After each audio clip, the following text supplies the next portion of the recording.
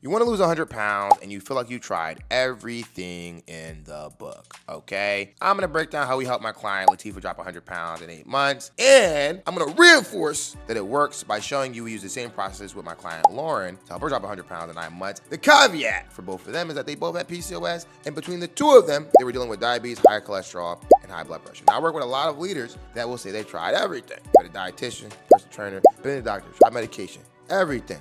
They haven't lost weight. Let me tell you, let's cut through the BS. You haven't tried everything. You haven't tried doing it the right way, right? And one thing I kill in my client's vocabulary is the word try. We commit. Now, the first thing we have to do if we actually want to lose weight is we have to get clear on our nutrition, quality and quantity. How much should we actually be eating? Do we know? Are we just having healthy meals, eating green smoothies and salads and blah, blah, blah? No, we're not doing that. That's called guessing. We need to understand how many calories you need to be consuming, and then we need to understand the types of foods we should be eating. Now, if you have PCOS, like a lot of my clients, low glycemic foods, right? You want to make sure we're getting in our carbs, like sweet potatoes, quinoa, brown rice. Things are going to be more so whole foods. They're going to satiate us. Things that are going to keep you full, but they're not going to be high in calories, all right? One thing you can kill right now is that coffee and muffin in the morning. You can have the coffee still, kill the muffin, replace it with 30 grams of protein. What we did is get very precise. Guessing will give you terrible results. Chaotic life gives you terrible results. Okay, you got to be very clear. Number 2, we just have to start moving more. All right, if you're working at a desk, if you're in meetings all day, you travel for work, you probably don't move very much. Walking 2 miles a day is what my clients do. 2 miles a day keep the belly fat away. If you can do a mile, do a mile. But I recommend for all my leaders to get a standing desk, get a walking pad, change your life.